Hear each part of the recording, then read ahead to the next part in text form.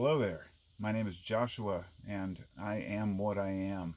I'm not Popeye, but I am what I am. I am the human that I have become, who I chose to become, and who I've been forced to become by society, by circumstances, by genetics, whatever it may be. And I feel like I'm going through a major shift in my awareness in life, which is somewhat expected, but also unexpected, as you can never really know when you're going to change your mind. In fact, it reminds me of a term I heard, metanoia. It's different from paranoia, but on the same, the same token there, it's metanoia is a sudden change in one's opinion or mind, a change in one's mind, right? It can be out of nowhere, and all of a sudden a switch is flipped in your mind where you see things differently than you did the day before. Now, this isn't literally a day. It could be a week, it could be months, could be years. In my case, it was, kind of a couple decades ongoing, these slow processes of building up to something, which I would call the chrysalis, if you will, hoping that it would yield some results, knowing that that chrysalis, that cocoon could be eaten off the branch at any time, that it may be a waste of time. Perhaps there's no butterfly to emerge. Perhaps there's no moth. And another way of thinking of it is, would it be a butterfly or a moth? Will it emerge as a daytime or a nighttime creature? What kind of a person are we creating for ourselves when we're doing our inner work and trying to understand who we are? Individuation was spoken of by Carl Jung as the most important thing that a man will do in his life, seeking individuation and becoming himself. And the way I see it is it's not something that you find. You don't go out and find yourself. You clear away the brush and all the bullshit that's the overburden on your soul to figure out what was there the whole time. As reminds me of something I heard from Manly P. Hall, and I don't know if it was his quote, but finding that truth is like an onion. It's like layer upon layer you peel to find, layer upon layer behind. And in the end, you find it was all about the journey. And life is about the journey. So I sat down today to make a podcast. I have, like 8 pages of notes and ideas about alchemy and patience and, logic, reason, Huxley and Shulgin and all these different things that I wanted to share, but I could not put them into a coherent podcast or video at this moment. So I just wanted to make kind of a brief discussion, kind of a preface, if you will, of what's to come, that I'm eventually going to make this video. But maybe think of it as like a warm-up, like voice acting, right? You warm up your voice, or you play guitar before a show. Because when we're speaking, we're using language, just like the term spelling. We're using words, we're casting a spell. We don't give ourselves enough credit to the power of words. We just use them very freely and frivolously. And that's because it's how we communicate.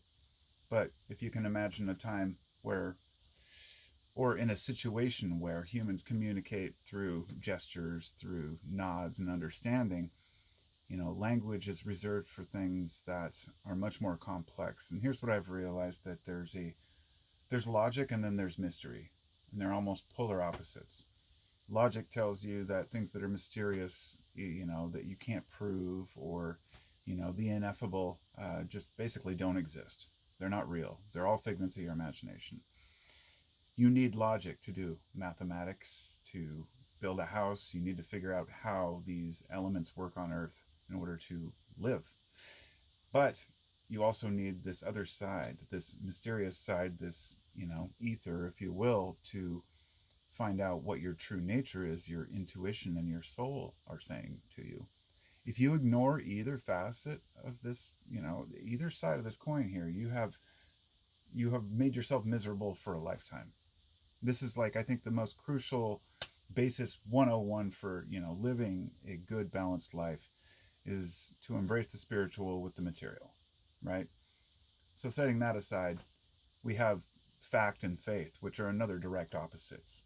Things we know to be true, and things that that we want to have faith in being true. And of course, faith is belief without evidence. I have a very different view on faith than I used to, but I'm glad that I grew up as a rational skeptic, always questioning everything, because I told myself, until I've experienced something directly and so strongly and repetitively, I won't believe it's true, at least in the sense of anything that hasn't already been proven. It's not like I don't believe things don't exist that I haven't seen. It's like I trust humans. I generally trust humans. But I also know a lot of humans lie. I also trust my intuition, but I also know that our hearts can fool us sometimes. But what I found is that it's very rare. In fact, only we can fool ourselves. If we clear away that overburden over our soul, then our heart no longer lies to us because we're not lying to ourselves.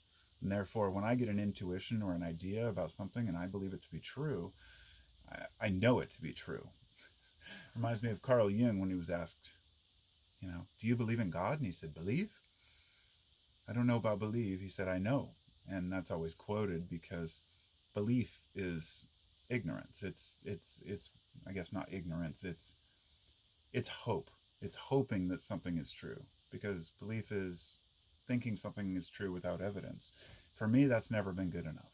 I'm a very, rational, fact-oriented person my whole life. But when I started to finally achieve some of these results of understanding that I always wanted when I was younger, I realized I'm glad I didn't obtain any of this when I was younger, because not only would I not be able to share it properly, but I would have tried to share it. You can't share these things. This is where man and his symbols come in, where we start to share ideas, metaphors, and try to find a way to convey the archetypes to other people. And this is where this worldly knowledge comes in and why it's so important. This is why all the reading and studying that you've done in your life and self-help, everything that you've gotten into, whatever it might be, has all benefited you in some way. In other words, no regrets. Don't look back on your history and say, I wasted time. We've all had some low points.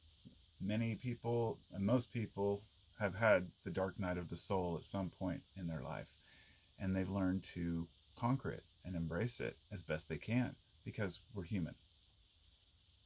We can't expect ourselves to be perfect. We can't expect ourselves to know everything, and unfortunately, we can't expect ourselves to know very much. There's a lot we don't know, and where science leaves off, faith and intuition pick up. The same way where language leaves off, music and art pick up. So intuition, art, music, these are the things that carry us into this ethereal realm, and to pretend like that's something that we're just going to move past as humans is absurd. And I believe that's what society is trying to do at this point, to kind of secularize everyone's mindset, whether they're religious or not, into believing that nothing really matters except progress, growth, doing more profits. I mean, you just see the way that people talk about life as if it's about getting the next best thing and the next great thing, making more money, doing more, having more, instead of being and becoming more. So I urge anybody who's on that path of becoming to just keep it up. Just keep trying, keep focusing, stay on your path, and eventually things will become clear to you. It'll take time, and it's not going to be an overnight realization or epiphany where all of a sudden you're wise, because we're always growing. And the greatest wisdom, as they say, lies in knowing you know nothing. I think that was Socrates, but Socrates never wrote anything down, so it would have been Plato writing on Socrates' behalf. Some of these old, sages and philosophers, the things they said were just so obvious, But why are they so obvious? We have more at our fingertips today than we've ever had before. We have more knowledge and information, but that also is a catch-22 because it overwhelms us and we don't know what to do with it.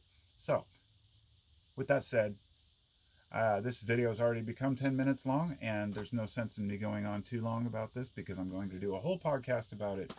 And I'm going to go deep into these discussions, the different people and their theories and ideas, and who to believe and who to listen to and who not to. And ultimately, it comes down to following your own heart. Be strong in your heart, but have enough wisdom to know when something's bullshit. Adieu. Thanks for listening. If you're not familiar with the channel, my podcast is called 15-Minute Free Thinking. It's hosted on all the platforms, and I'll usually put a video version here on YouTube. Thank you to all my patrons on Patreon, and leave a comment, hit the like button, all that stupid stuff, and I'll see you next time. Peace out.